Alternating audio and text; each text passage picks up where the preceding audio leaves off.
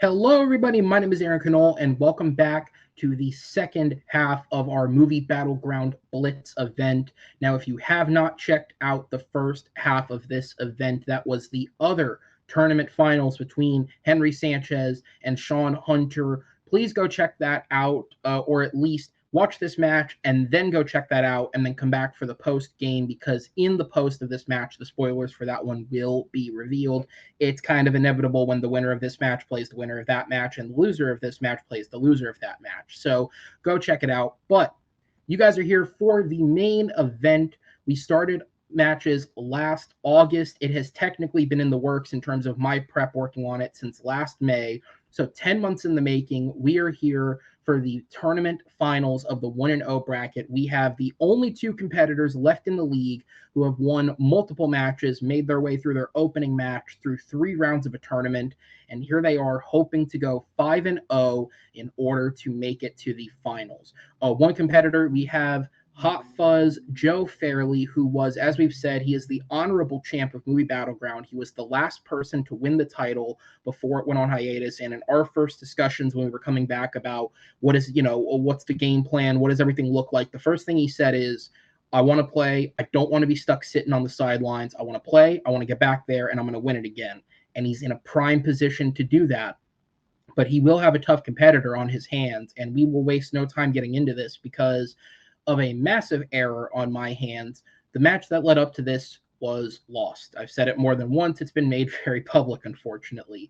However, the winner of Jeremy Adams versus Madeeh Rehman is here with us today. They will be playing Joe Fairley in this match, and I can promise you there is no part of me that has fixed any part of this. The winner is the winner because, well, when you see who the winner is, you're going to realize that a lot of people in Movie Battleground are going to look very stupid.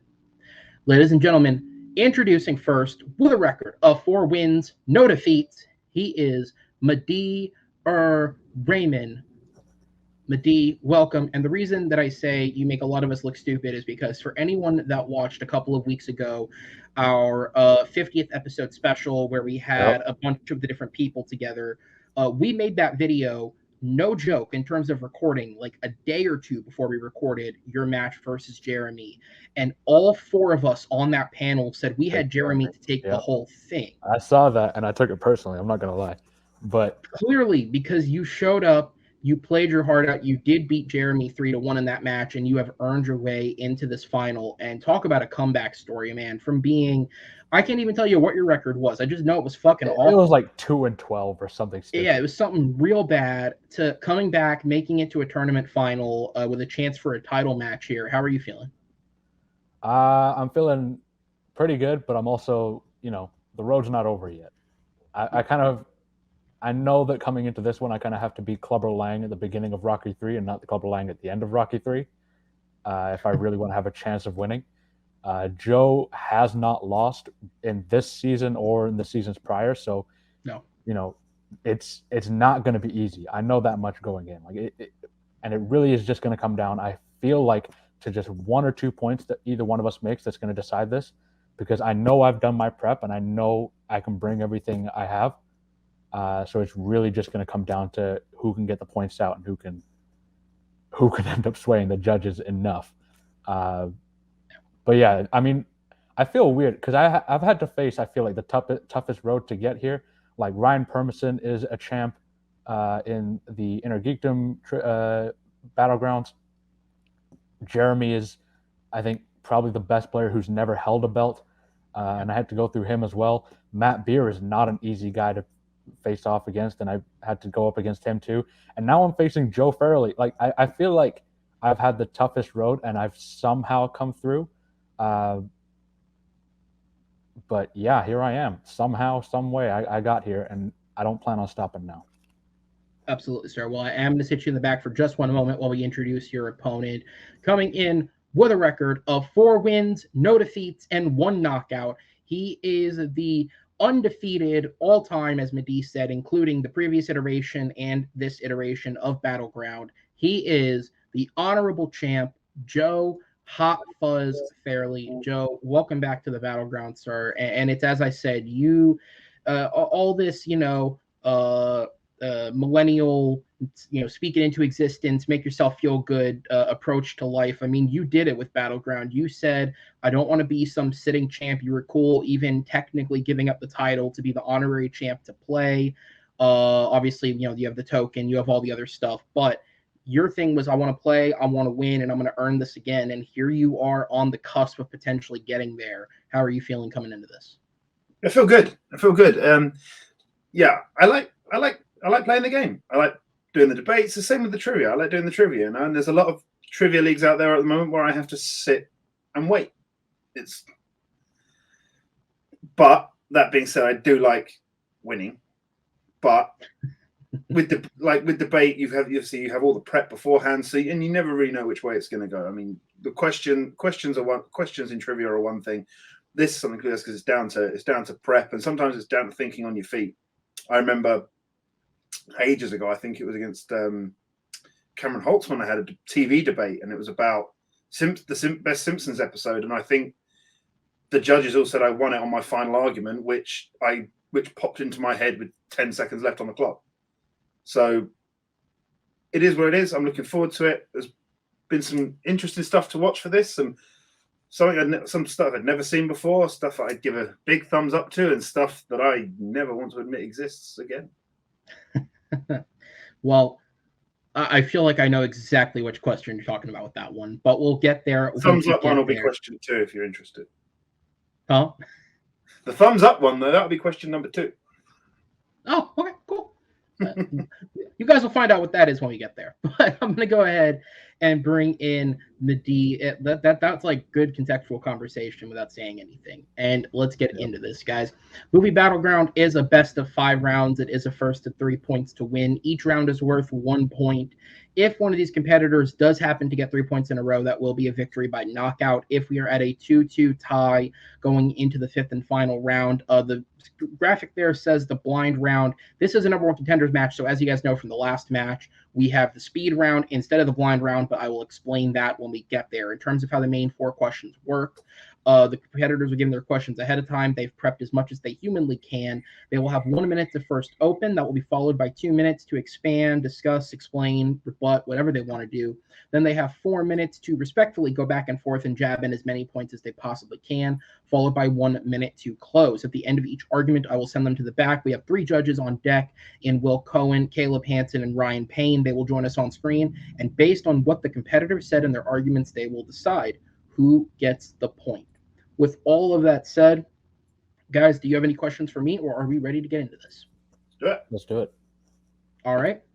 So with that said, guys, so this is something that I'm throwing out there, not because it ever makes a difference, but it's more just to give these guys a little bit of bragging rights going into this. So as I've made public in the past without making public, competitors who compete in Movie Battleground get a strength question. Now, in the videos, we never say whose strength is what because that's the player's choice. I'm not going to put that out there. Sometimes the competitors don't even know if the player chose to send it privately. That's all on the players.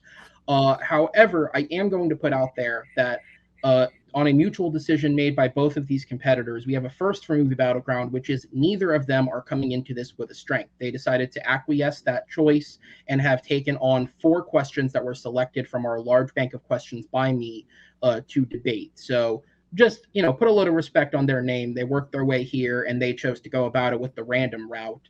And speaking of random, somebody who does not often get talked about is one Mr. Harry Potter himself. And since he is starring in the release next week, The Lost City, alongside Sandra Bullock and Channing Tatum, the question that we are asking is, what is Daniel Radcliffe's best performance in a film? Now, again, I'm going to spoil something here. Point of reference, neither of these gentlemen picked a Harry Potter film, which was not in the question. I just kind of fucking respect it because it'd be real easy to pick a Harry Potter film. But I actually do think he's an underrated actor outside of that. So we will go ahead and get into this. So in the setup for the match, Joe, because you are the honorary champ, you have the choice of which questions you wanted to go first on. And you made the choice to go first on questions 2 and 4. So Madeeh, you will be up first on this question. As I go ahead and bring your timer in, it will start ticking for you when you begin speaking. All right. So I picked a movie starring Daniel Radcliffe and Paul Dano, called Swiss Army Man. Now, in this film, many of you guys who have seen it will know that Daniel Radcliffe plays a corpse, specifically a farting corpse. Now, you could just relegate this as, oh, it's a farting corpse movie where they're lost on an island, but it is a lot more than that. It's a film that really showcases the talents of both of these two great actors. They're really playing well off of each other, because that's what acting is. It's reacting against what you have in front of you, and these two just have each other for 95% of the film.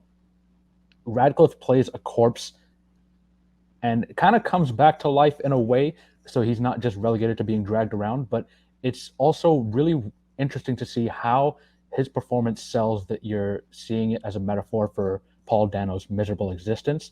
The two act against each other so well, and they balance each other so well, that you really get the feeling that Daniel Radcliffe is actually a corpse. And they could have just done something where they had like a dummy do it, but he's actually portraying himself in the movie and moving around. Yeah, some of the stuff he's being carried, but... All right, Joe, back up to you. Opening minute. I'll wait for the time. Oh, okay. I can play it for you. There you go.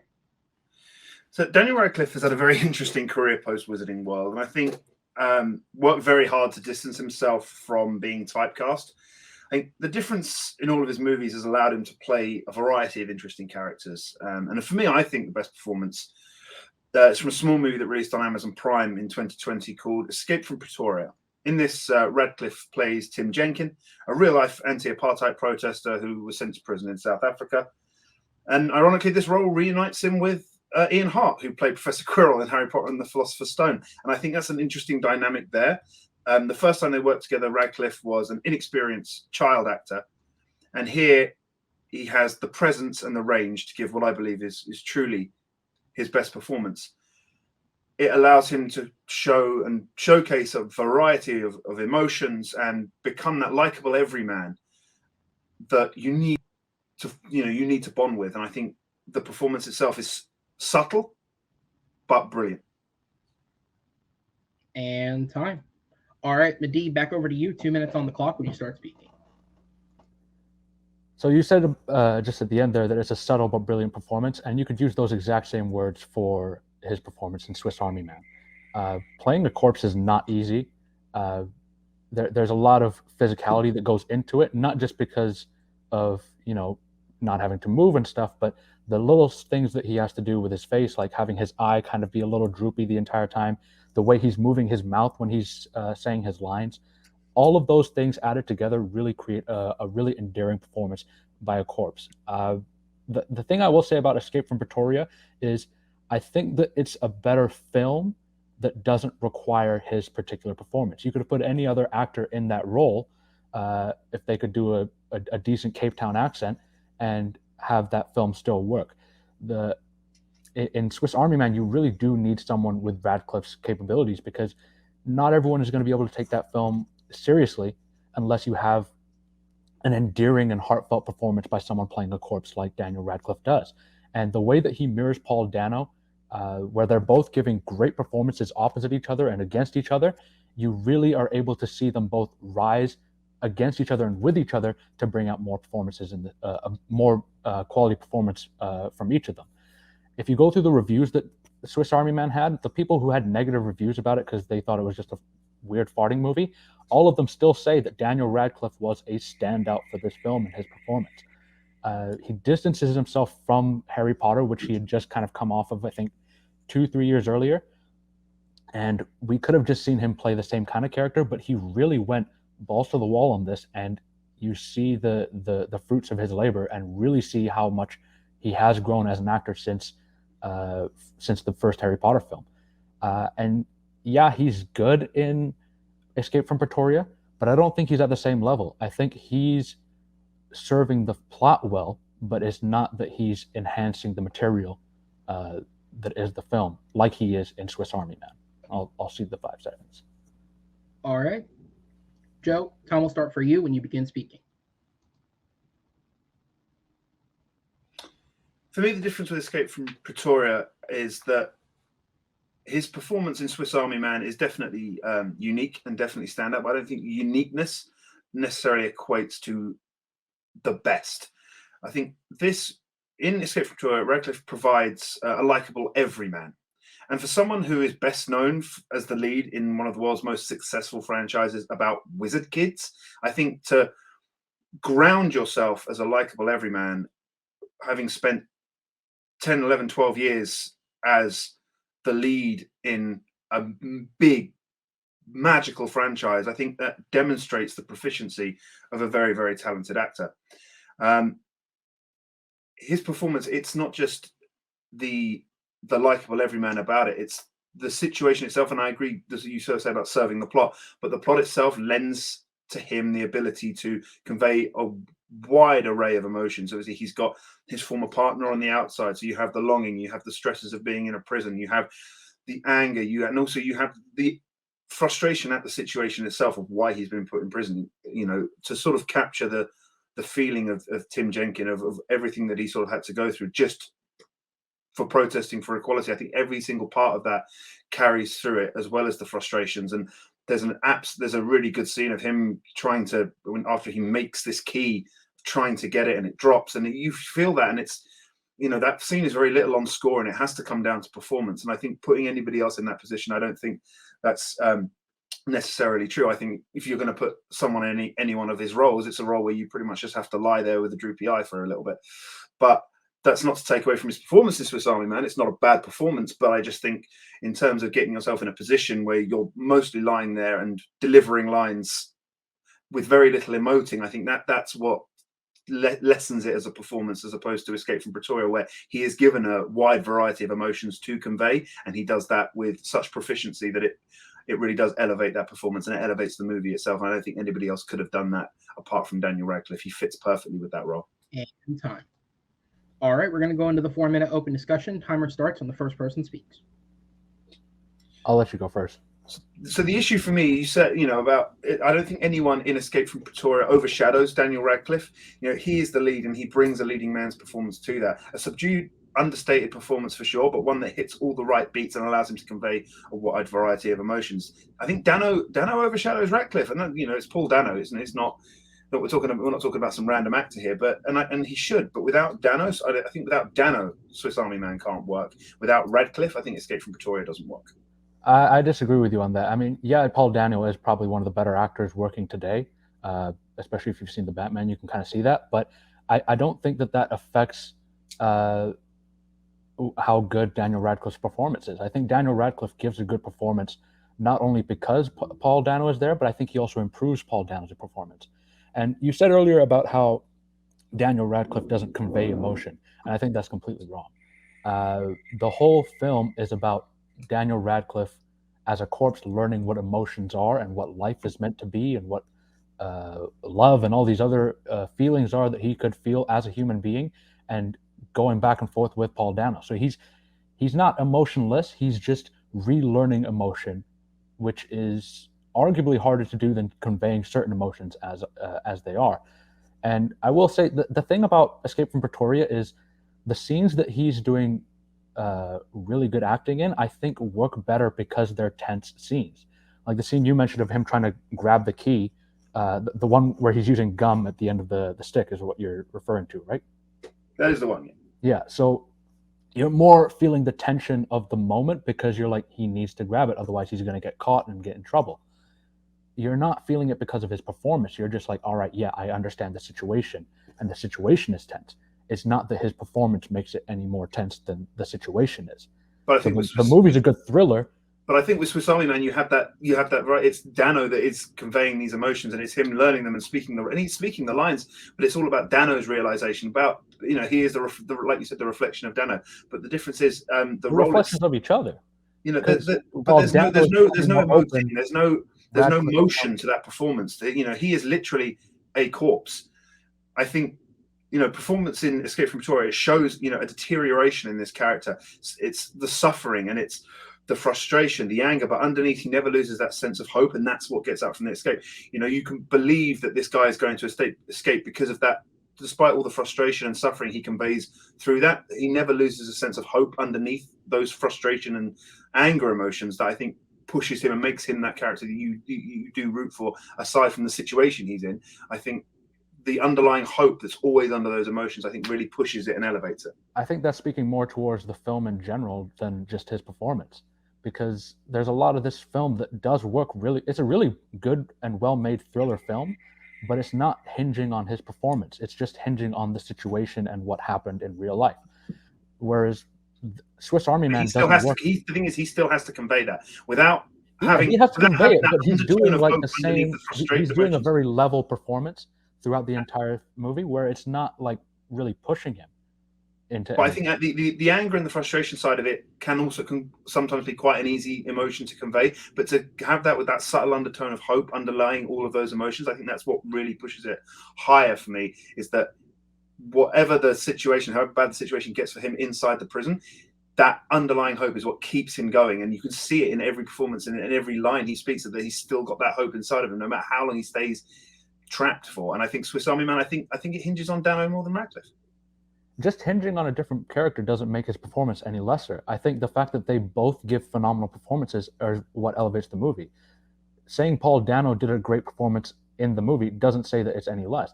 Any other movie, if two actors give a performance, you're not like, oh, well, his wasn't as good because this guy's was better. No, both of them elevated each other, and they both gave brilliant performances in the film.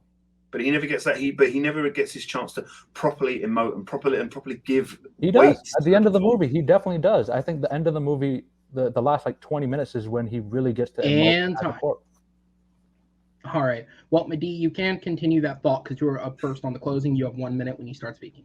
Okay.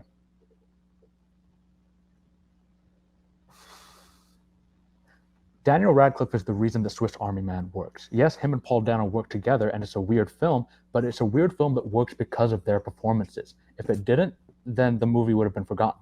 But Daniel Radcliffe elevates his performance alongside Paul Dano. They both work together to elevate this film. Whereas in Escape from Pretoria, the film is good really with or without him. The thriller setting that they portray in this film, the tension that you feel when he's trying to make the keys and whether they break or not, those all exist and will work whether or not Daniel Radcliffe is giving a good performance or not. It doesn't take away from the film or add to it. Whereas in Swiss Army Man, it relies on their characters and their performances to really put the film into a position where it is. Swiss Army Man could have just been a film where it's a farting corpse. But instead, it's a movie where you laugh at the first fart and then you cry at the end. When you say that Daniel Radcliffe doesn't convey emotion, he's learning emotion throughout the film, and at the end, he has a full emotional moment when he becomes an emotional character and relearns what it is to be human, even though he is a corpse. But then he quickly forgets all that because of the events of the film, and is able to see at the end. All right, Joe, back over to you. Final minute when you start speaking. Daniel Radcliffe gives his best performance in Escape from Pretoria because the role allows him to. He gets to showcase a wide range of emotions, and through his performance gives the audience a character they can bond with, relate to, and cheer for. His performance is a mix of emotional weight and understated hope, and it hits on every level. His performance in Swiss Army Man is certainly unique, but the role itself never allows him to be anything more than interesting and never allows him to demonstrate a full range of complexity that he is afforded in Escape from Pretoria. It's a half performance. You know, he gets that. He does convey the weight with his voice. But at the same point, what elevates it above Escape from Pretoria is that it's through his actions, through his motions. You can see that emotion, the change in his eyes, the change, you know, all that sort of stuff where you talk with your hands and you emote. That's what elevates the performance. Is that although he still gives an emotional performance in both, it's more with his voice in that. So it's more of a half performance. You know, saying it's good with or without him, I think, is an unfair comparison to make because he is in it and he is there. He is the one giving this performance. So whether it's somebody else is irrelevant because he is there and he is giving all these actions. You know, you can't put somebody else in his place. He is there and it's his performance, and that's what takes it above. And that will be time.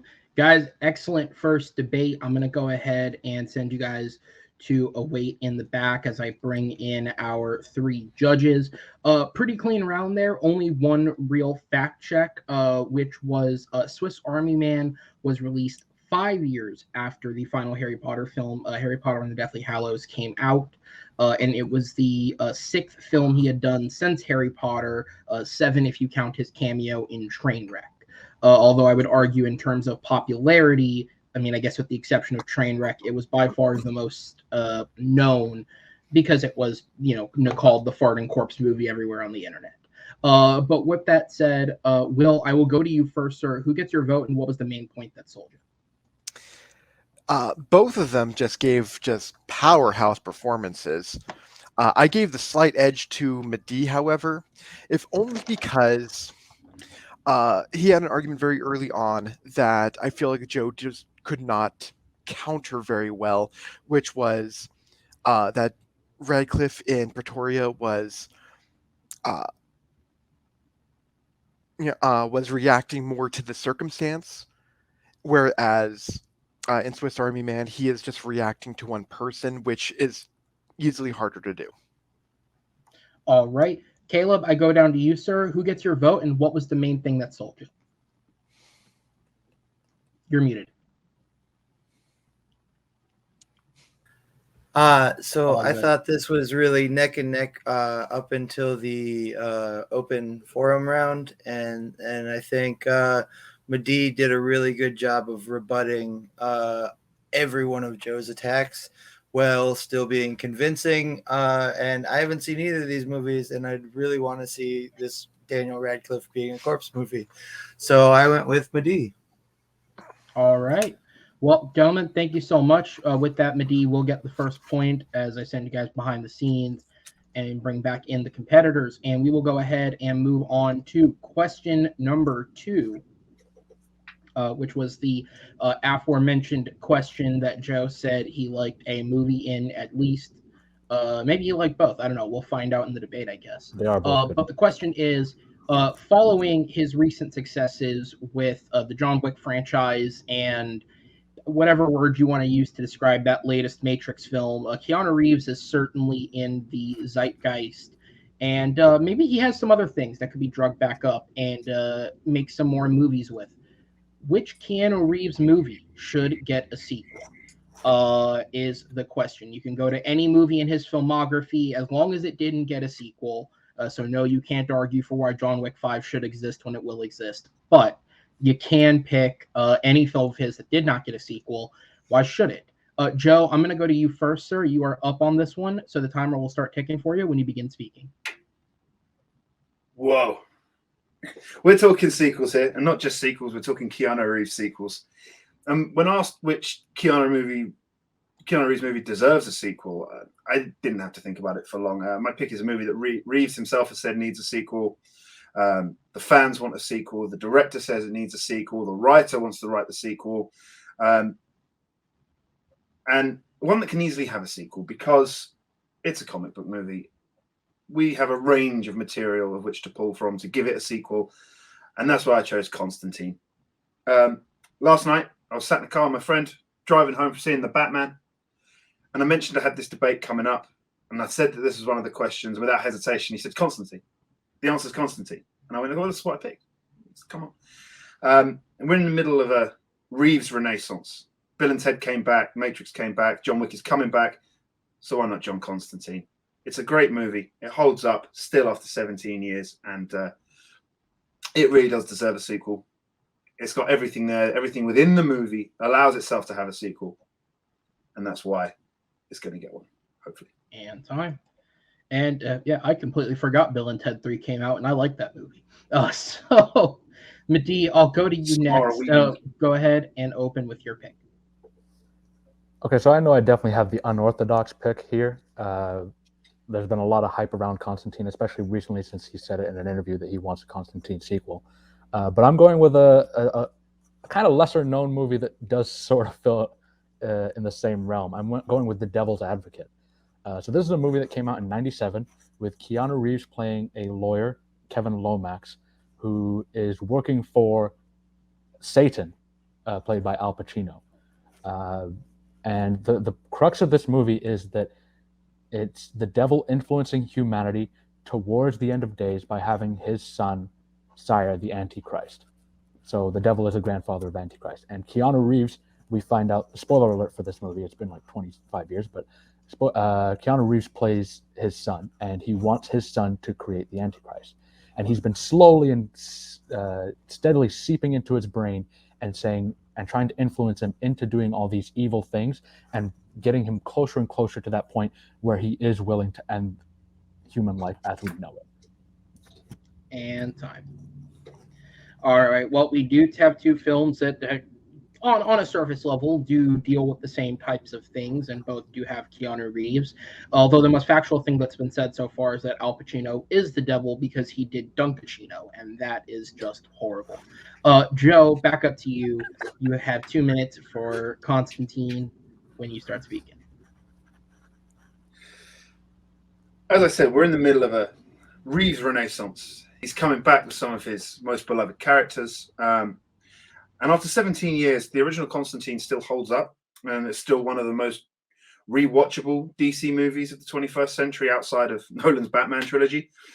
It's a great self-contained story with enough hints at a larger world to make an audience crave a sequel. And Al Pacino as Satan is, especially when he's finally revealed and he's giving his monologues, he's fantastic. But I want more of Peter Stormare's Satan. I want to see where Tilda Swinton's Gabriel goes from here. Now she's human. I want more Rachel Weisz. Everyone wants more Rachel Weisz in their movies. And I know we have the TV show of Constantine, but I think Matt Ryan and Keanu Reeves' takes on Constantine are very, very different. We can have Ezra Miller and Grant Gustin. We can have Margot Robbie and Kaylee Cuoco as Harley Quinn. We can have the different iterations of the same character existing at similar times. I don't think that particularly causes a concern. My issue for me, the Devil's Advocate, and it's a fantastic movie.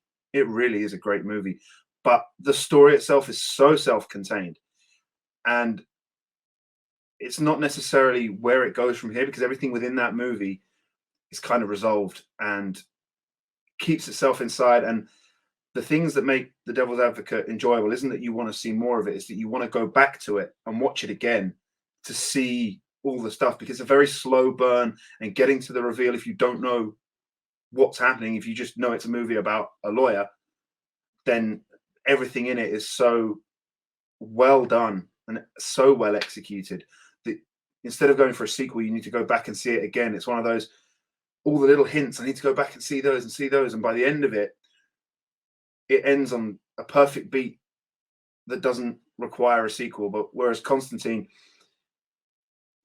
it ends on that, where do we go from here? It ends with Satan taking the cancer away and saying, I'm doing this to show that, so you can prove that you belong in hell. Let's see. Does he? And time. All right, Madeeh, back over to you.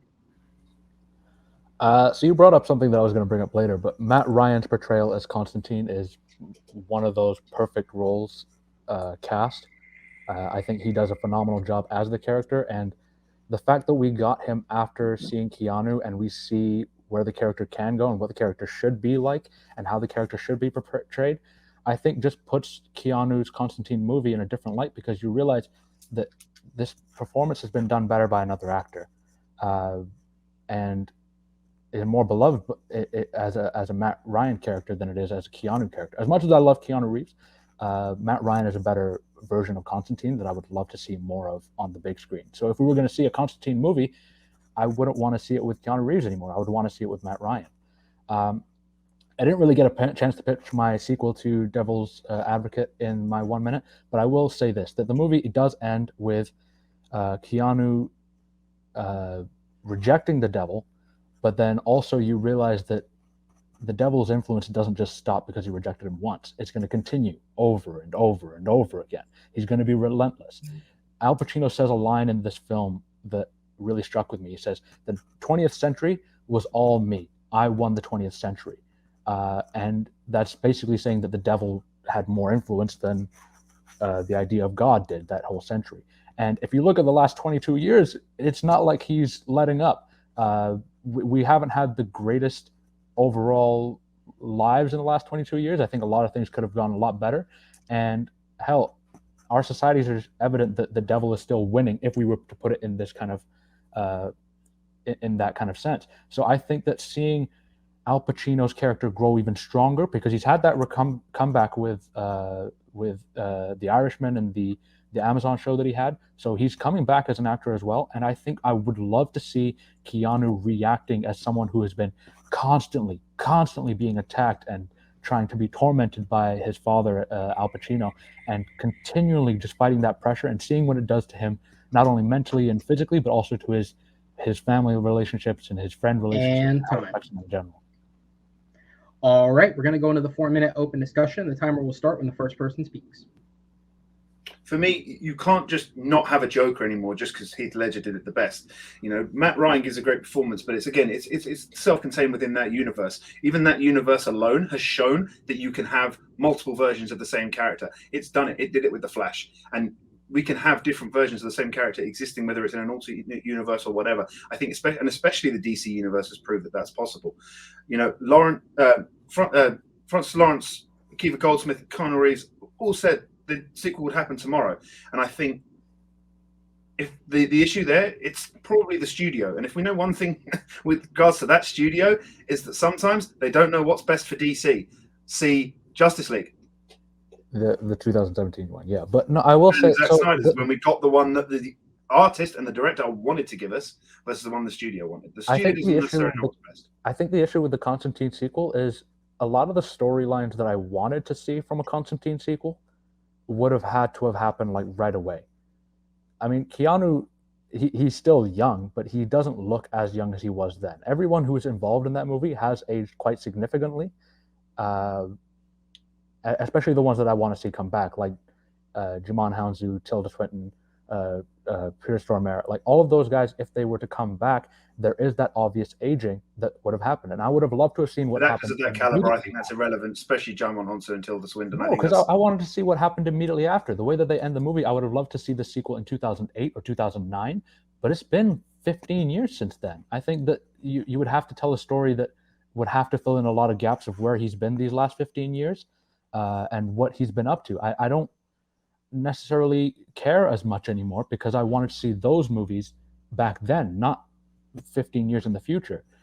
All the other sequels he's done have all taken place kind of relative to how much he's aged. So like The Matrix, it's been 20 years since he was in and he's, you know, more rugged looking and it works for the film. Bill and Ted as well. They've gone all that time without having actually saving the universe. And that's how it worked as a film. This one, it would be like 15 years later and I would be more interested to see what happened back then rather than what's happening to him right now. Well, I think it's an interesting point. It's an interesting point to make to give it more time because, as I said, Satan at the end of that movie takes his cancer away to say, "I'm going to make you prove that you belong in hell." So to give it a little bit more time, I think allows it more to that particular aspect of the character. You know, whether you bring back Tilda Swinton, Jimon Hounsou or not is irrelevant. It's about Constantine, and it's about the fact that he is the only soul that the devil would come up to collect himself. That's the big conflict. And I think you can still make that work and it will probably work better given a longer passage of time. My issue with The Devil's Advocate, it's the slow burn of the reveal of Pacino as the devil. You know, it's the twist it takes. It's the slow fall from morality of Kevin Lomax. You know, it's Charlize Theron's decreasing mental state. These are the things that make The Devil's Advocate work. And you lose that with a sequel because they're moments that can't be replicated. It'll just be, as you said, it's the devil. Is it the devil going to be relentless? Which is basically, is he going to be repetitive and repeating the same beats that we've already had? You know that the devil is not just going to be repetitive. That's not something that you would imagine that the devil is doing, especially with the way that the world is going. You know that he's going to be creative in how he's trying to sway Keanu to use a Star Wars reference, sway him to the dark side.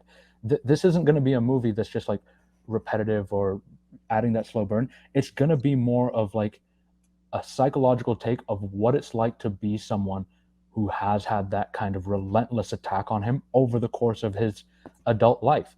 You only see a kind of glimpse of what happens to him in terms of his psychological profile in the movie. And I would love to see that expanded. To me, that was one of the best parts, was seeing how his like personal life deteriorated, how his family life deteriorated, how his mental and everything else deteriorated. There's so many different attacks, so many angles he attacks him from that there's not really much left to attack him on again. It is going to be repetitive. No, because you're going to be seeing as what it does in the long term. Doing short-term trauma is one thing. Having it drawn out in long-term trauma affects you so much differently, and I'd love to see that happen because Keanu's a good actor, especially in this movie. It goes back to the start. I'd love to see it. All right, we're going to go into the 1-minute closings. Joe, you're up first. Time starts when you begin speaking, sir.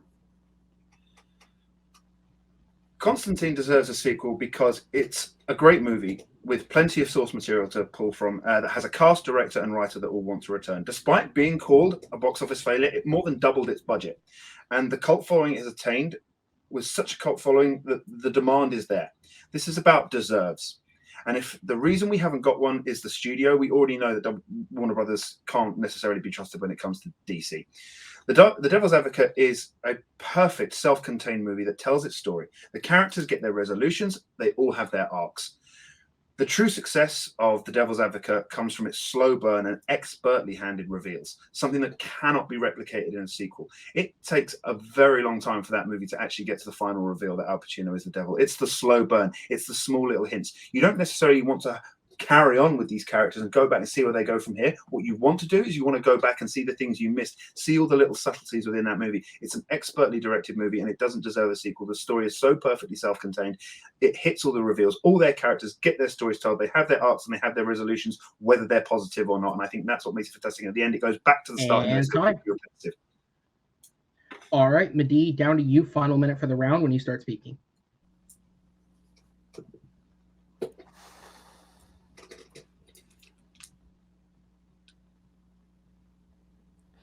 Constantine should have had a sequel in 2008. That's when it deserved one. It doesn't deserve one now. Picking him up 15 years later would not really do justice to the original story, because the original story, I wanted to see the immediate follow-up to that, not where he is 15 years later. I think that it works better had it been done then. Devil's Reject sequel works today. You don't have to follow the same kind of pattern that the original did. You don't have to make it a slow burn legal thriller. You can more have it as like a psychological horror aspect of what it's like to have Satan affect your personal life every single day for your entire adult life up until however old he is in this movie. The issue with Constantine is that he's not the first choice for Constantine living anymore. Matt Ryan is. I would much rather see Matt Ryan have a Constantine feature-length film with DC or outside of Warner Brothers, whoever wants to do it. That is the film I want to see. I don't think Keanu fits into that role anymore, and I don't think that it's something that he necessarily was the best at. Devil's Advocate was one of the movies he did a really brilliant performance in against Al Pacino, and I'd love to see him go the dramatic route again. And time. All right, guys, well done once again. I'm going to go ahead and send you guys to the back and bring in the judges for this round. Again, pretty much a clean round. The only fact check, and this feels like something that was said off the cuff, which is why I had to check it, is the aforementioned Amazon show with Al Pacino is Hunters, where Pacino starred alongside Logan Lerman, Jerrica Hinton, Josh Radnor, and many, many others in an ensemble cast. And just because I came across it while looking it up, for anyone curious, that show is coming back for a second season. They've already casted Jennifer Jason Leigh in a new role for the second season of the show, and the only reason it's been on hold for so long is the creator of the show decided to work on a first season of another show immediately following this, probably to get a break. And also they've said that they will be doing shoots in Europe, which obviously with the pandemic and everything happening means there's a little more clearance to kind of go through to make sure that works. But that doesn't have much to do with these two movies. It's just something I looked up, and I mean, these guys are on top of their shit, so I don't have a lot to look up. Caleb, I go to you first. Who gets your vote, sir, and what was the main thing that sold you? If you want to unmute yourself. I don't know. I was really sold on Madeeh for a while there, but Joe came really strong in the end, and then his closing arguments, Madeeh kind of just repeated all of the same arguments that he made in the rest of the round. So I think Joe took it. He had a lot more points and took more attacks. All right, so the first vote goes to Joe. Ryan, down to you. First off, sir, welcome to Battleground. This is your first time judging with us. Shocking that you ended up here, but hey, it's not like you knew that when you signed up. But I do go to you. Who gets your vote and what sold you on it? Well, I will be quick with this one. My vote is going to Joe. Now, Madeeh really did have a strong argument for a sequel, but I think he kind of handicapped himself for his first 2 minutes by going after Joe's choice instead of building up his before they went to that debate round. And Joe at the same time, and Joe also, he was able to rebound off of the one thing that would have been a big a weakness to his pitch, which is it's been years after Constantine. Not many people want to see it, but Joe was able to bounce back from that.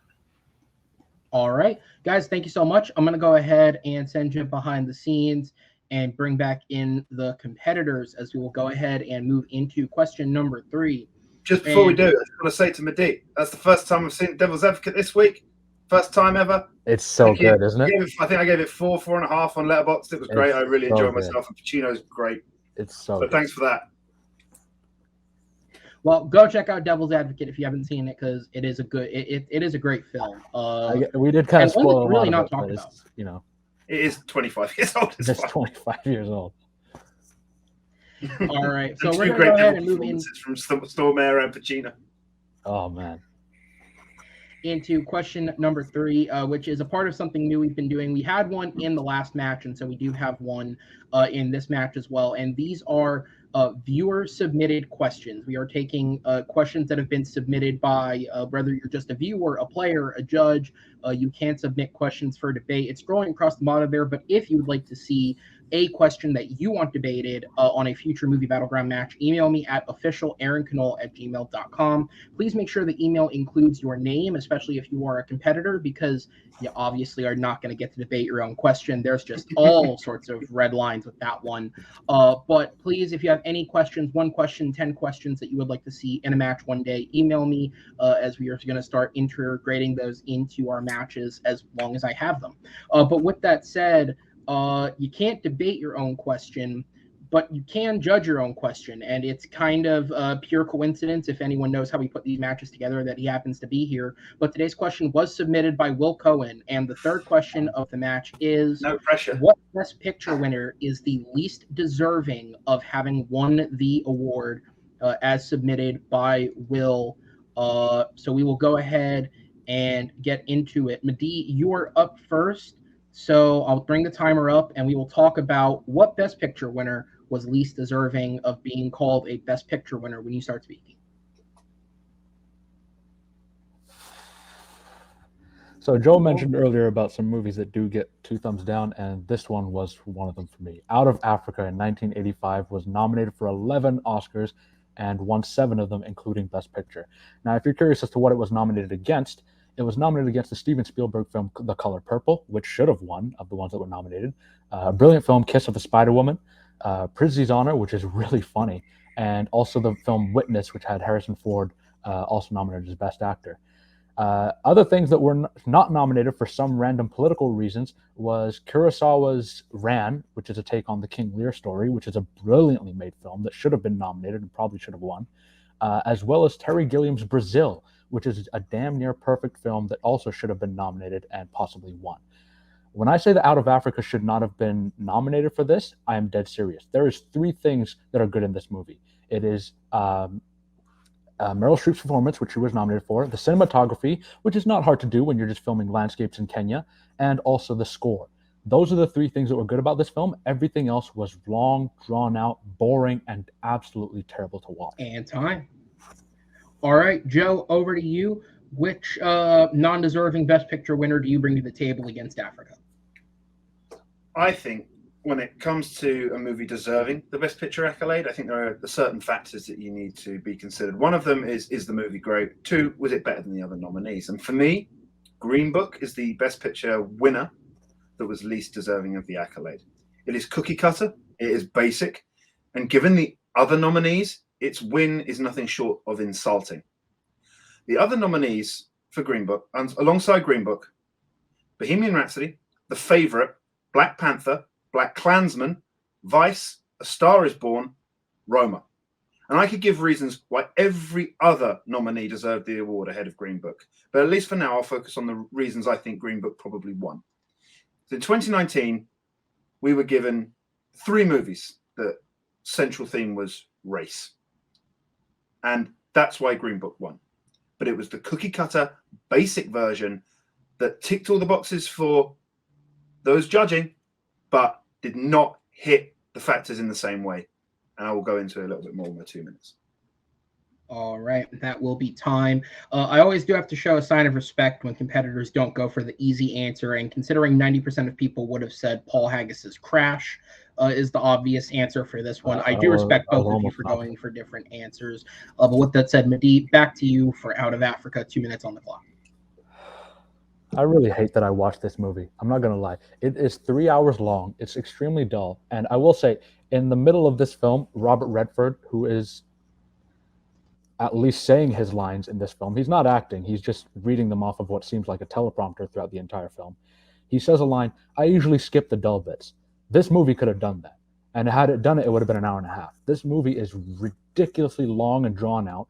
And the only reason it really won was because it reminded some people of classic cinema. But there's a reason that we don't make films like that anymore, because a lot of them were also dull and boring and don't deserve to be shown anymore. There was nothing in this film that was really worth having it win Best Picture, especially over things like The Color Purple, which was also nominated for 11 and completely shut out. Didn't win a single Oscar that year, when it is hands down a better film. Ran was nominated for Best Director, or so Kurosawa was nominated for Best Director, but didn't get the Best Picture nomination. Every single one of the nominees that was nominated that year should have been a better picture than, should have won Best Picture over Out of Africa. There is nothing really relevant in Out of Africa. All it is a good Meryl Streep performance with a really good score and beautiful cinematography.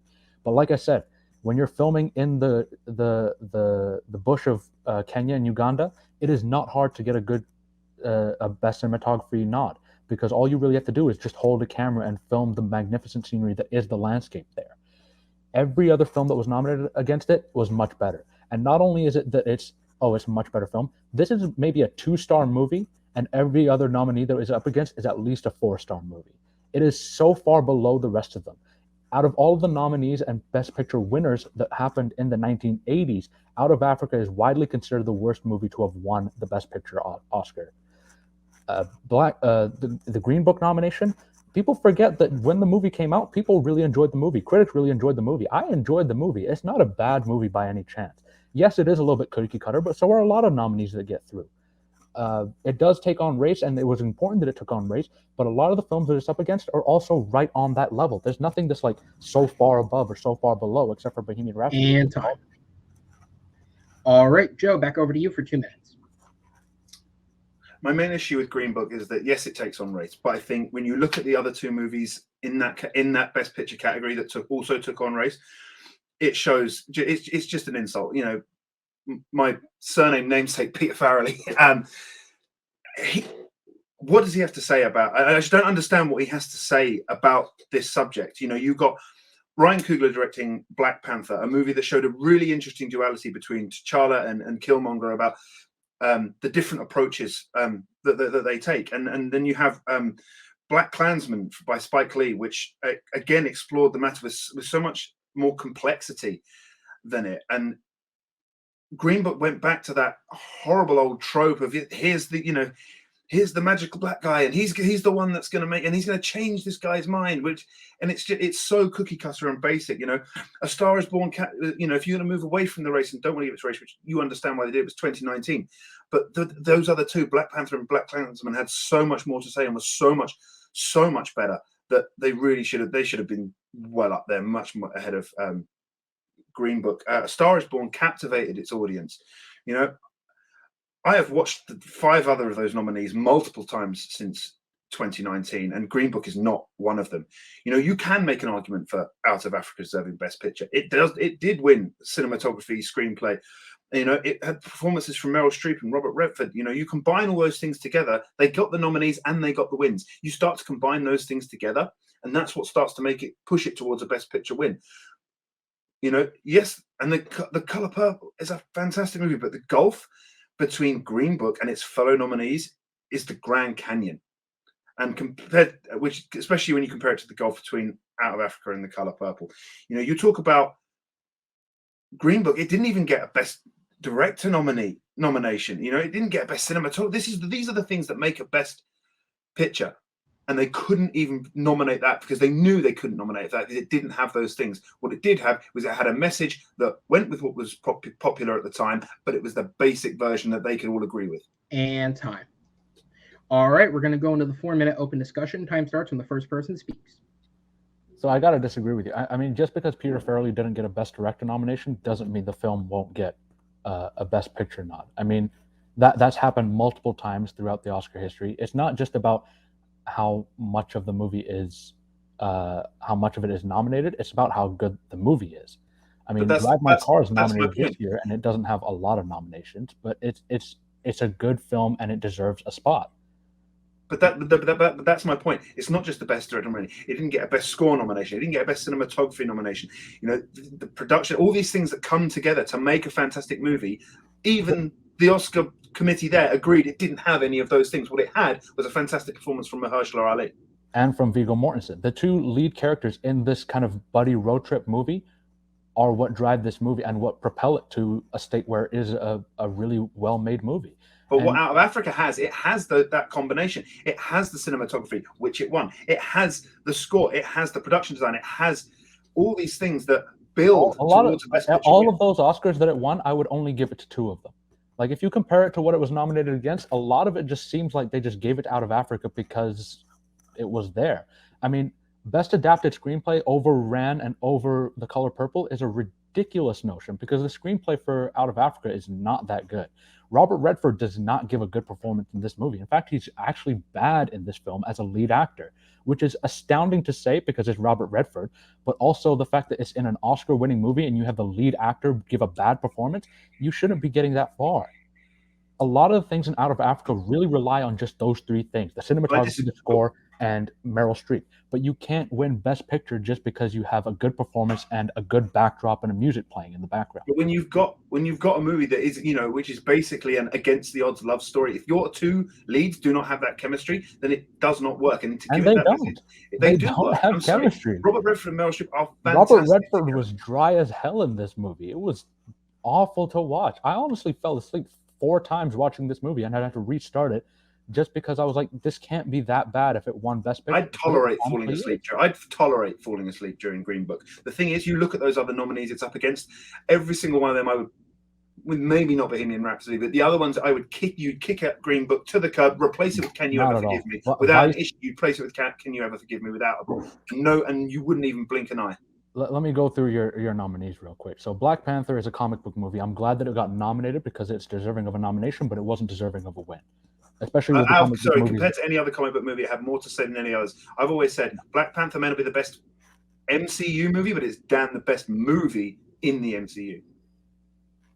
I would disagree with that. It says more than the others have to say, and I think that's the just saying more doesn't mean it's a better film. I think you can have it's the way in which it delivers its message. Princess Bride is a brilliant film, but it doesn't have a stupid message or anything. The cinematography is beautiful. That final scene, the sunset, is beautiful. You can't win Best Picture just because your cinematography is But I'm not just talking about this. That's one aspect. The score is fantastic. The performances are fantastic. The costume design is fantastic. The production design, all of those things. Before we get too far off track with Black Panther. Okay. So there is a lot about Black Panther that I do love the movie, but it wasn't going to win Best Picture. They weren't going to give it to a comic book movie for a number of reasons. One, they would have skipped over Logan and Dark Knight to give it to this one. Get out of here. They also already gave it to Spider-Man Into the Spider-Verse earlier that night, and that was our big moment for the geeks of the world. That's one out of the other 8 it was nominated against. And again, Black Klansman, if they had given it to that, it would have just been we would have had the same issues because it was more just of like, here you go, Spike Lee, thank you for your art. Bohemian Rhapsody was a garbage movie. The Favorite's more of a good character study on Olivia Colman, but not really a great movie. Roma is kind of similar to Out of Africa, honestly. It's just kind of boring and has good cinematography. Star is Born. Best foreign film, which is, and we showed the year later that you can have best foreign film and best picture be the same. Yeah, but that doesn't mean that Roma was the one deserving of it. Parasite was much more deserving than Roma by far. And Vice is really just Christian Bale performance in a fat suit, and that's really it. There's no real substance to the movie. All of those movies are like, they're good movies, but they're nothing great. And Green Book's nothing more than performances. All right, we're going to go into the 1-minute closings. Madeeh, you're up first. Time starts when you speak. I feel like the issue that a lot of people had with Green Book was after its nomination and win. Before the movie was nominated, a lot of people really enjoyed it. They put it up there and said it was a great film, great performances. They enjoyed the take on racism. Yes, it's not going to be as nail-biting as something like 12 Years a Slave, but not all movies have to be. There's movies like Zootopia, Remember the Titans, that all have kind of PG looks of what racism is and don't say that this is the be-all, end-all. It's just saying a simple message of make sure you're accepting one another regardless of the skin tone. Also, the competition it's up against was not like top-notch quality, if we're being completely honest. They're good films. Some people might say great films, but they're not Oscar level films, if we're being honest. All of them don't really deserve the Best Picture nomination or win if they were up against anyone else. Out of Africa was the 20th best film of the year, somehow won 7 of the 11 Oscars over things that are classic films like Color Purple, which is one of Spielberg's best dramatic films, Brazil, which wasn't nominated for Best Picture, even though it should have won it, and Ran, which is Kurosawa's one of his best films and one of the best Shakespeare adaptations we've ever seen. And time. All right, Joe, back over to you for the final minute. Green Book is the least deserving Best Picture winner. Even at the time, it failed to get nominated in categories that signify the best movie of the year.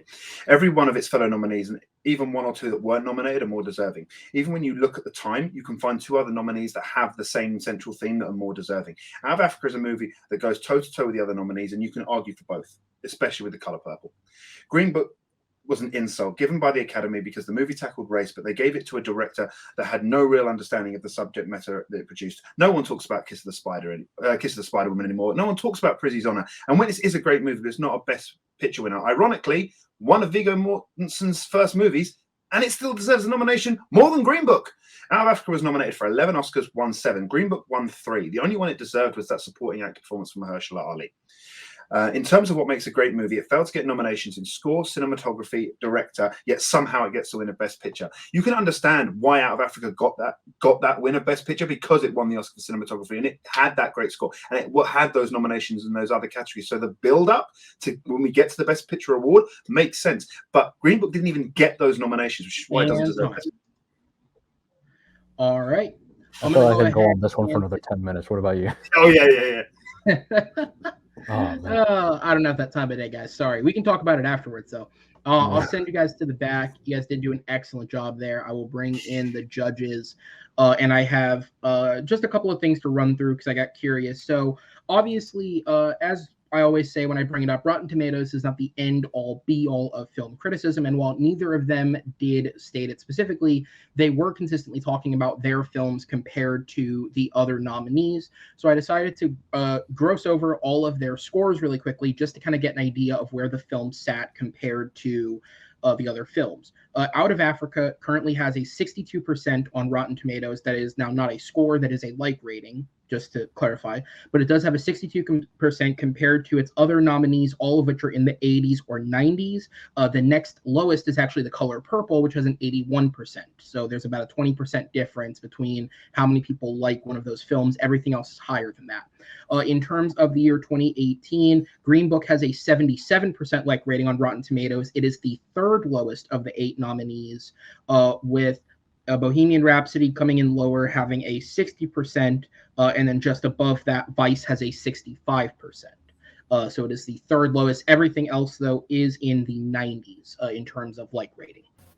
So again, while it's not the lowest of the 8, there is a vast difference between the ones that are higher and where Green Book sits.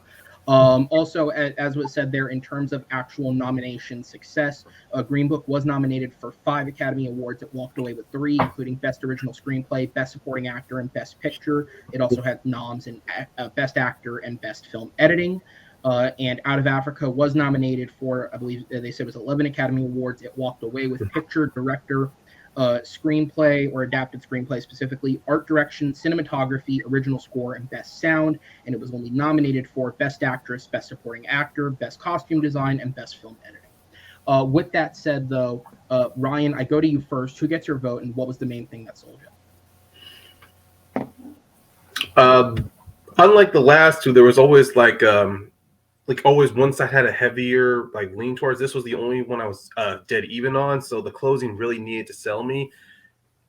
And I will say Joe got me on the closing. Now, from both Joe and Madeeh had great openings to why their picks were the worst. Joe definitely had a lot more heat on Green Book to throw out, while Madeeh, he did counter. But ultimately, in the end, Joe, he didn't just focus mainly on Green Book. He also spread across to the other films that were nominated to strengthen his argument.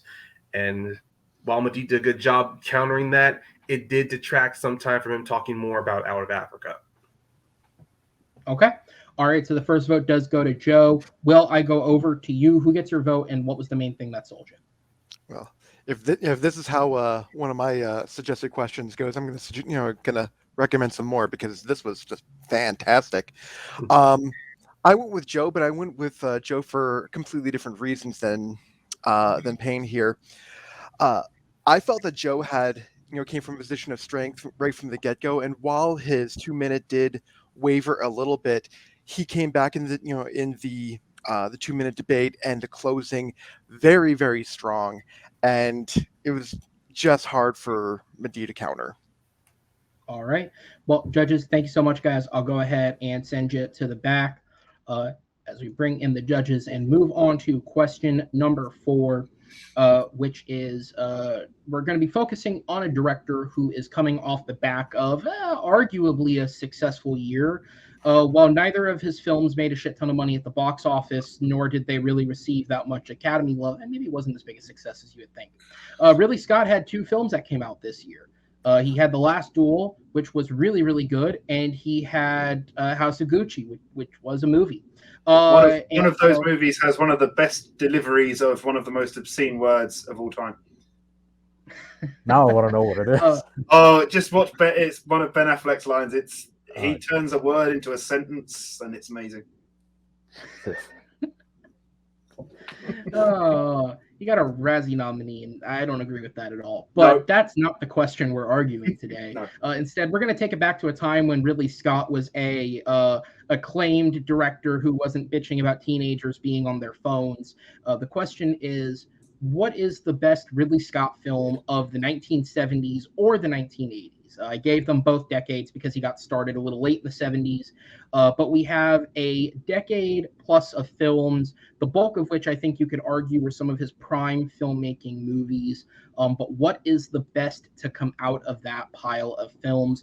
And Joe, you are up first on this one, so I'll bring the timer back up and get you started when you start speaking. Ridley Scott has directed some truly incredible films. His resume is one that spans probably, 5 decades now. And you could pick a movie from any decade and argue that it is his best movie. You have The Martian from the 2010s, Gladiator from the 2000s, Thelma and Louise from the 90s, Blade Runner from the 1980s. But for me, it is really hard to top 1979's Alien. Forget any issues you may have with the franchise. But Alien is basically a perfect movie. And Ridley Scott's style is at the forefront of why. Style, cinematography, production design, performances, visual effects. Alien is a top contender in all aspects of filmmaking. It ranks usually number 1 in the list of greatest horror movies of all time. And really, it's just a showcase of his skills as a director. And for someone who is very young in his directing career, it really is a masterpiece, and it holds up not just as a Ridley Scott movie, but as a movie in general. Alien's fantastic. And time. All right, down to Madeeh, opening minute. Time starts when you begin speaking. So most of you are probably thinking, oh, Joe went with Alien, I went with Blade Runner. No, I don't like the movie Blade Runner. I'm not going to argue about it.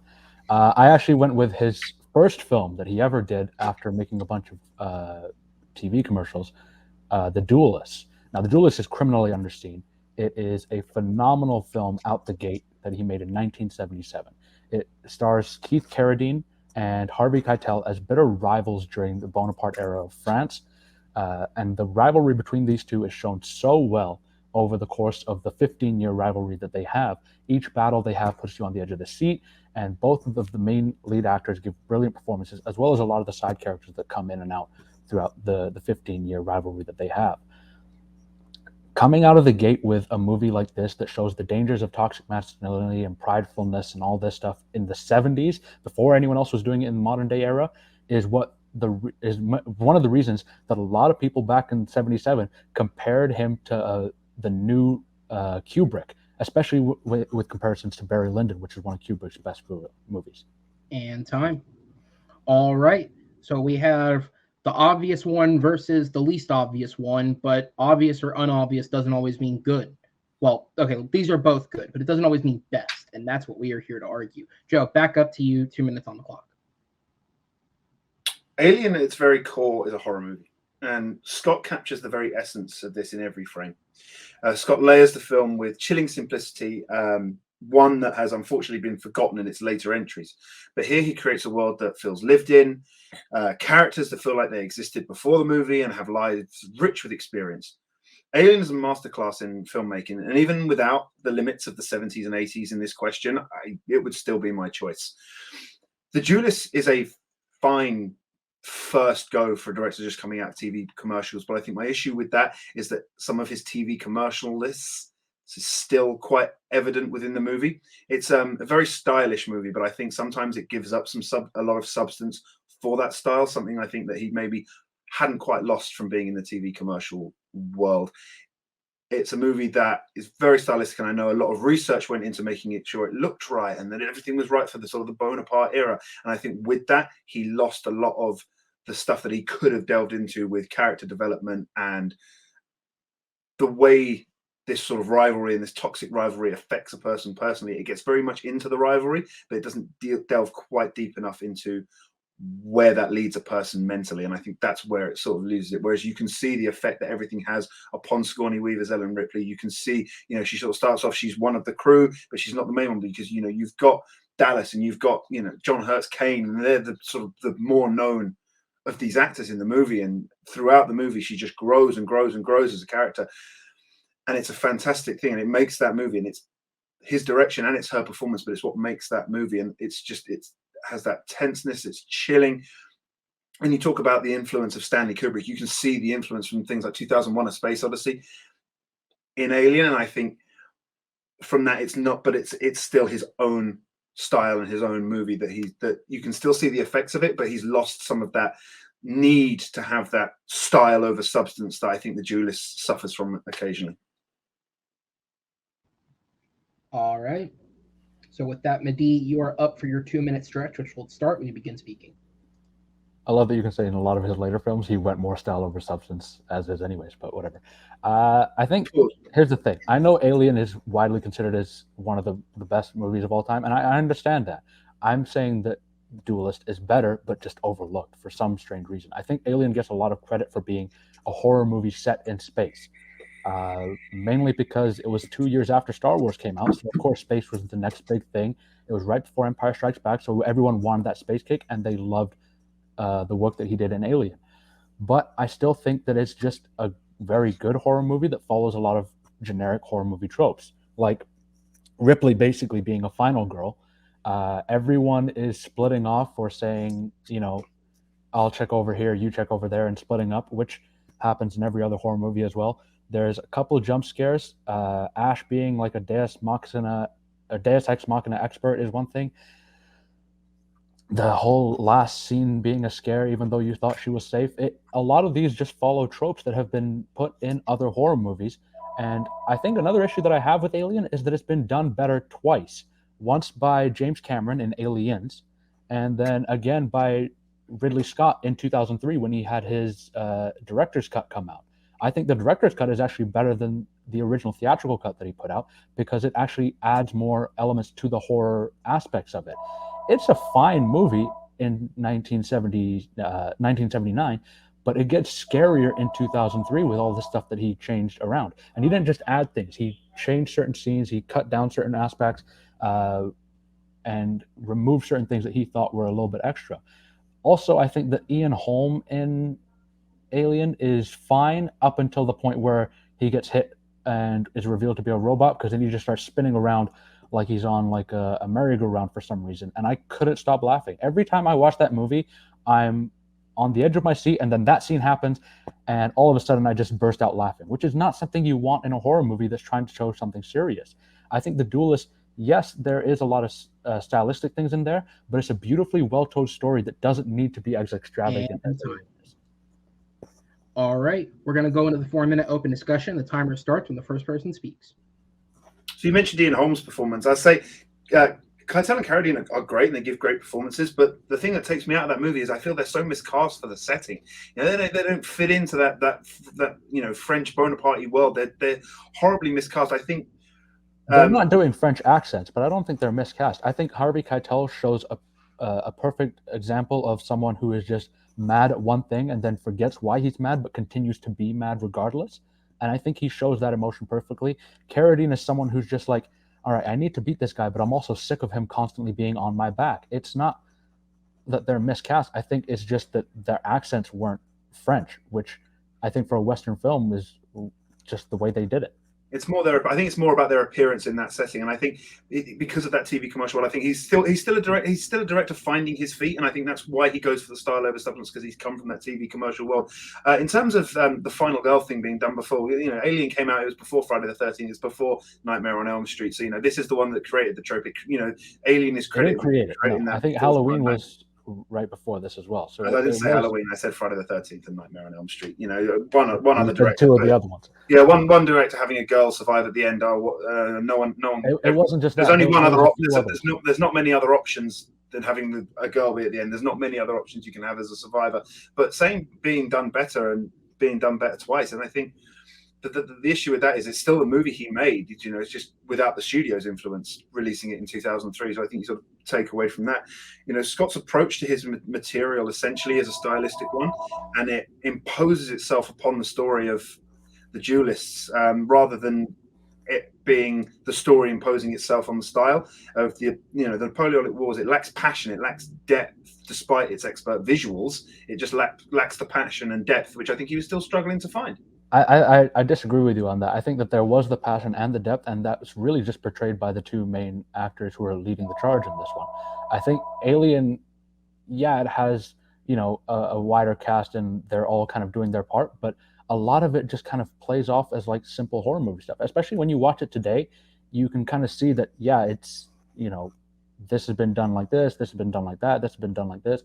A lot of it has just been done better in other films. And I don't think because he did it so well and set a benchmark. Visually, The Duelist is beautiful, but it's setting a benchmark is fine. But then The Duelist hasn't been topped in that kind of film.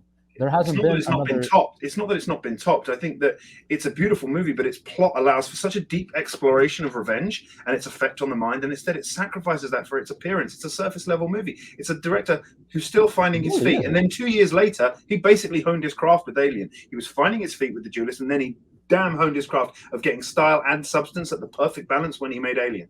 I think Alien is a good balance of style and substance, but it's also just there's a lot of it that just doesn't work. There's a lot of really ridiculous moves that they make, and it's just constant like horror movie tropes, and that doesn't make a good movie. I think had it been one of those things where it turned away from everything and it was truly original, because there were horror movies before it that did follow a lot of these tropes, and there have been movies since then. It didn't set the standard. It was just another one of the standards that came in a long line of the thing is it's held up as the standard. So what it took from those tropes, it had the tropes of the horror movie genre, which it honed and did. It's held up as the standard because of the way that the franchise is held.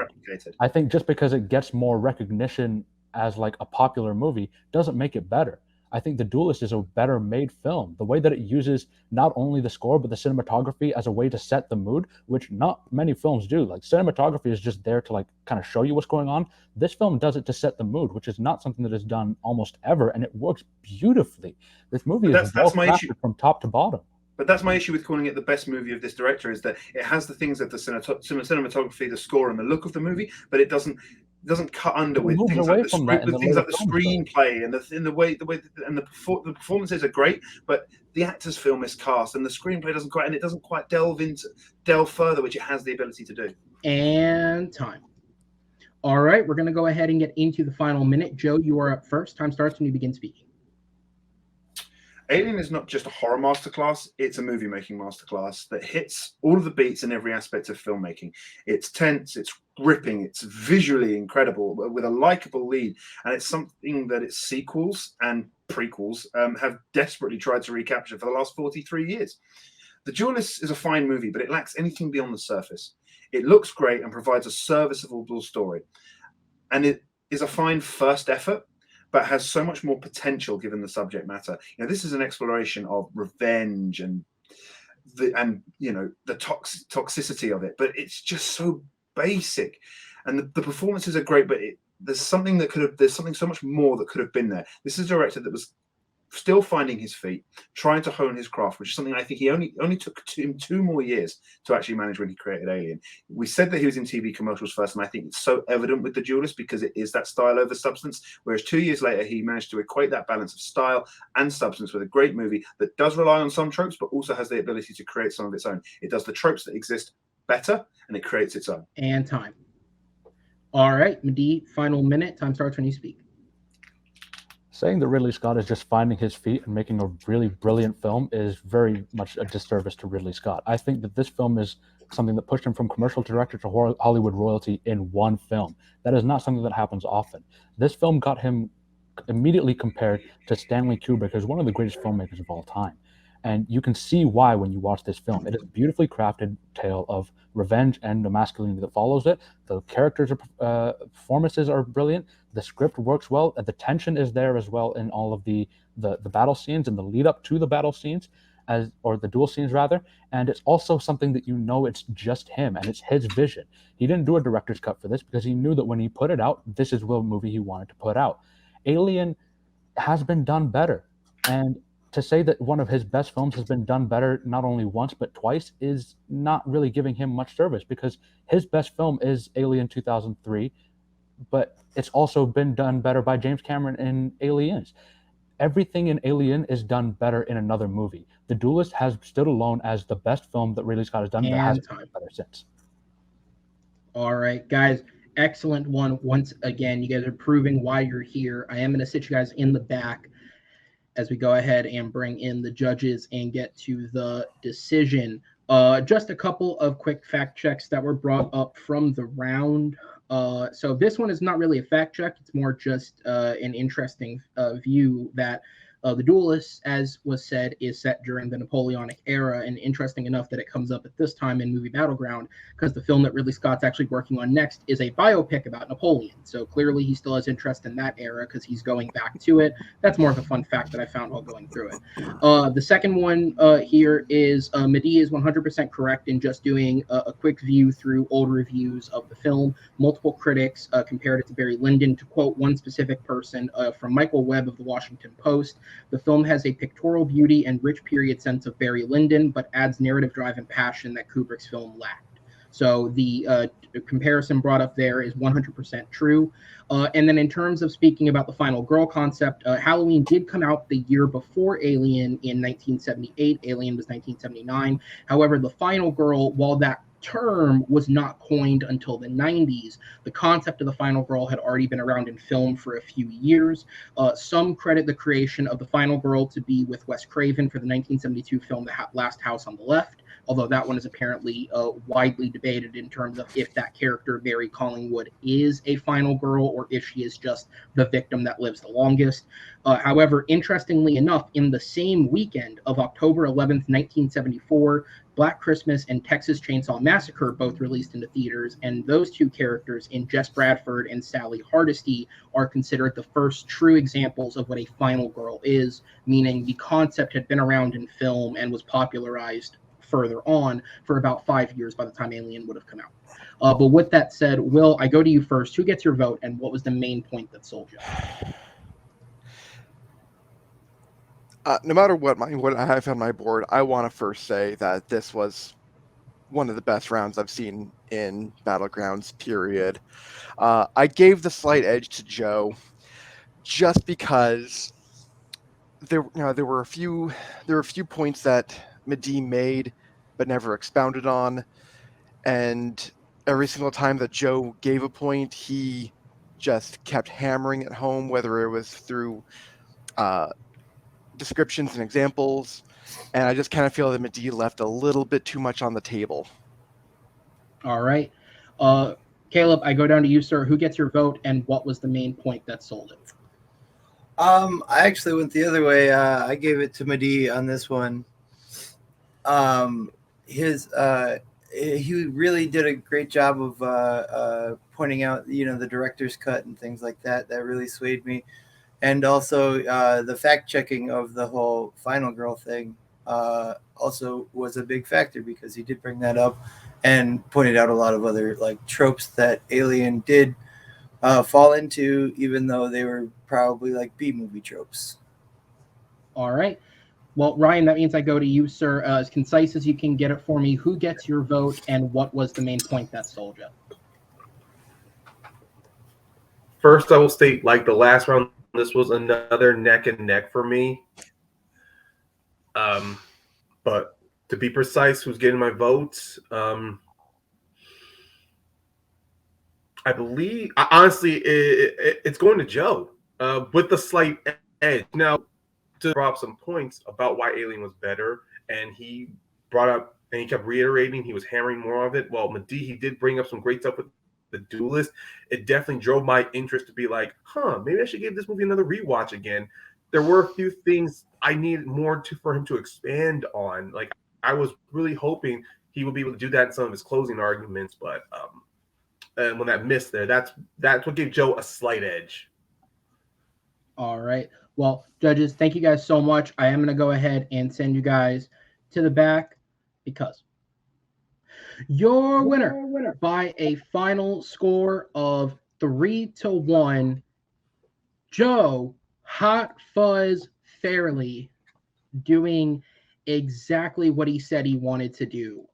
You said it, man. You wanted to come in here. You wanted to make it all the way. You wanted to win it. You wanted to get back to that title, and you've done it. And in no slouch of competition either. You've worked your way through a whole tournament, including this match today. How are you feeling? I feel good. Didn't get off to the best start. He got that first point, which meant I had to be on my toes, and I think it was. I think each one was close. We only got to 2 judges on questions 2 and 3, and who knows where the others would have gone with that.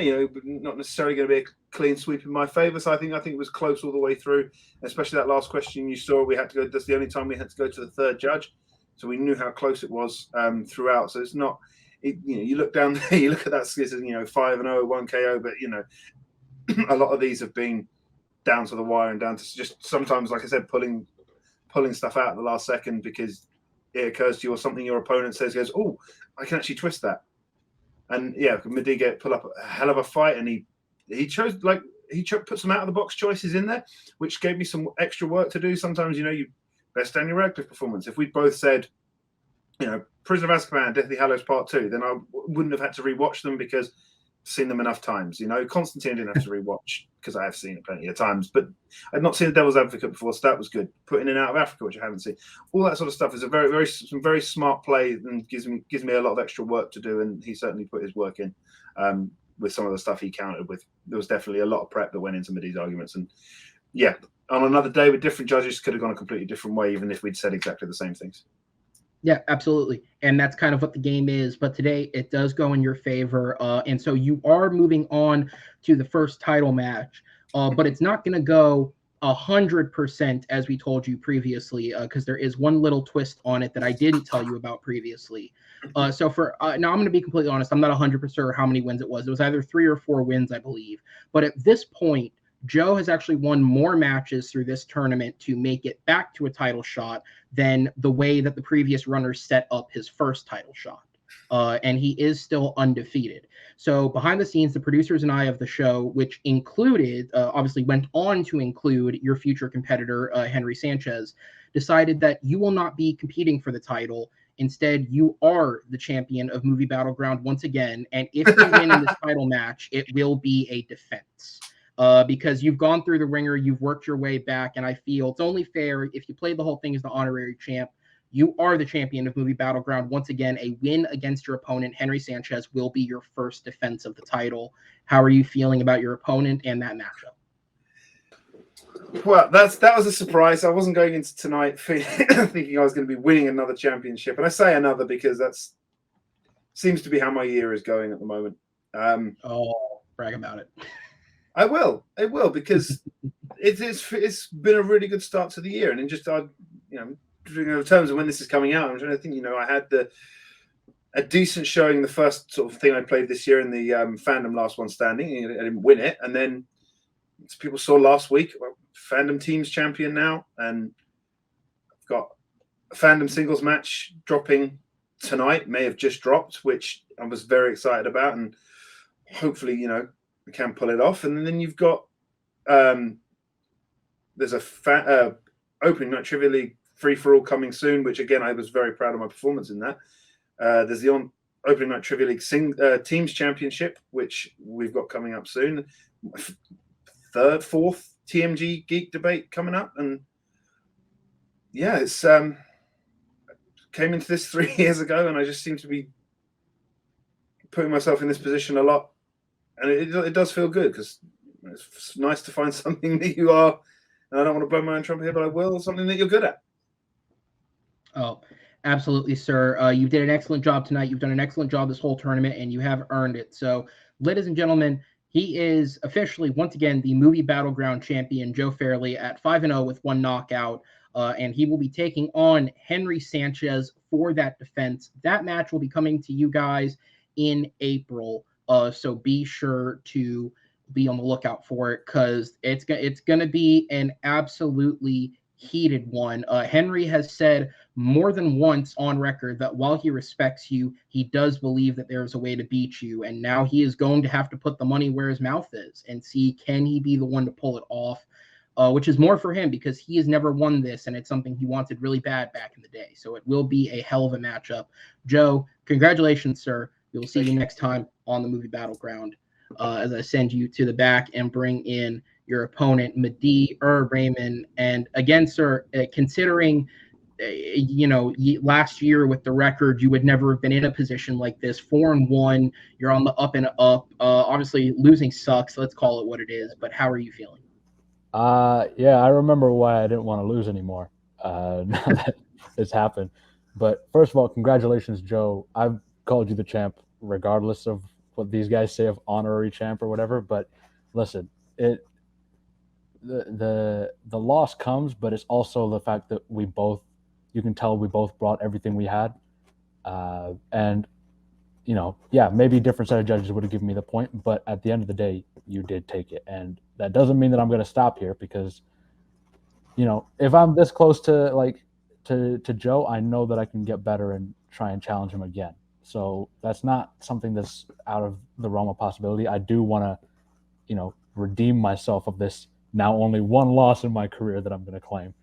Yeah, absolutely. But, and as I said to everybody, anyone who made it to that final 8, those semifinals, because we're a newer league and I wanted to make the most of this very long tournament, everyone who made it that far has a shot at getting back at it. And you, sir, are just in that same exact position.